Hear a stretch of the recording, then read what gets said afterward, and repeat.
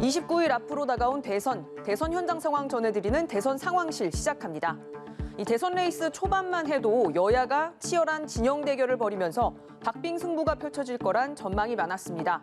이런 예측 반은 맞고 반은 틀렸습니다. 이재명, 윤석열 양강의 비호감도가 상당하다 보니 각 진영에서 전폭적 지지를 받지 못하는 기현상이 벌어졌습니다. 어제 나온 여론조사 결과를 보면 호남에서 이재명 후보 지지율이 54.7%에 그쳤고 윤 후보는 28.5%를 얻었습니다. 대구 경북에선 이 후보가 24.3%로 선방했지만 윤 후보는 58.6%였습니다. 이 후보는 경선 과정에서 불거진 감정의 골탓에 호남과 문재인 대통령 지지층 결집에 애를 먹고 또 윤 후보는 박근혜 전 대통령 구속에 관여한 점과 그리고 이 후보가 경북 안동 출신이란 점이 맞물려 TK 지지층을 완전히 흡수하지는 못하는 상황입니다. 이 집토끼에게 절대적인 지지를 받지 못하는 후보들, 중도층과 진보 보수 진영 내 부동층을 설득해서 빈틈을 메우는 전략을 동시에 펴고 있습니다. 이재명 후보는 이번 주를 부동층 집중 공략 기간으로 잡았습니다. 일요일 봉하마을에서 눈물을 흘리면서 참혹한 순간을 잊기 어렵다고 한 게 그 출발점입니다. 이 후보가 문 대통령을 지킬 후보라는 걸 민주당 지지하는 부동층에게 설득하기 위한 거였다고 선대위는 설명했습니다. 그제 김종인 전 위원장, 어제 이상돈 교수에 이어 오늘 저녁엔 윤여준 전 장관을 만납니다. 여야를 넘나드는 합리적 보수 인사를 만나서 중도 부동층을 공략한다는 전략입니다. 네, 보시면 이상돈 교수는 2012년 새누리당의 박근혜 비대위 시절 비대위원장을 맡았고 이후 안철수 후보를 돕기도 했습니다.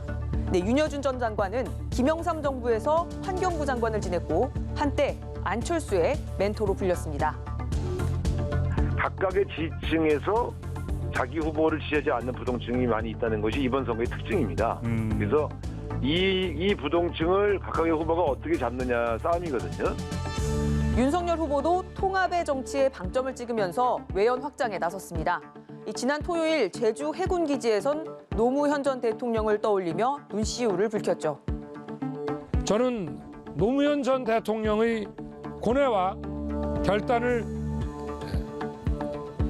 가슴에 새깁니다. 제주 해군기지는 진보 진영이 반대했지만 노무현 정부 결단으로 만들어진 곳입니다. 또 산토끼 공략도 가속화하고 있습니다.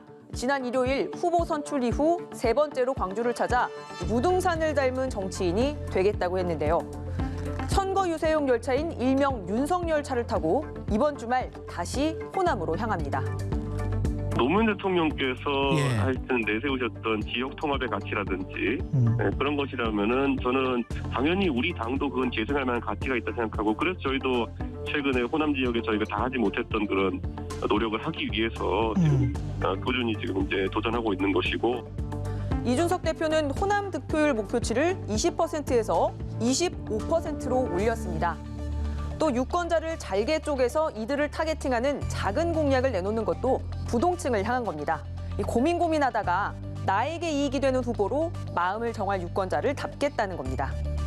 네, 이재명 후보는 소확행, 윤석열 후보는 심쿵으로 이름 붙인 공약들, 이걸 합치니까 오늘로 98개입니다.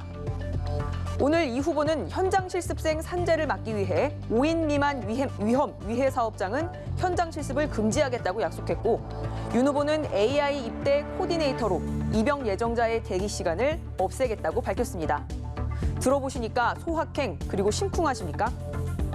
역대 대선에선 중도층과 부동층을 확실히 잡기 위해 후보 단일화가 시도됐는데요. 국민의힘은 막판 최대 변수로 부상한 단일화를 위해 일단 안철수 후보 결단을 압박하고 나섰습니다. 소모적 협상 없이 후보 간 담판하거나 정권 교체를 위한 양보가 어떠냐는 겁니다. 여기에 더해 민주당은 공동정부론을 띄우면서 단일화 가능성을 열어놓고 있습니다. 제2의 DJ 비연합 있을 수 있다고 생각이 듭니다. 그래서 정책을 위해서 대한민국 국민의 삶을 위해서 이 정책적인 연대를 해나가는 것, 그 과정에서의 결합, 이건 충분히 있을 수 있다고 생각합니다. 오늘 관훈 토론에 참석한 안 후보에겐 단일화 질문이 쏟아졌는데요. 답변은 한결같았습니다.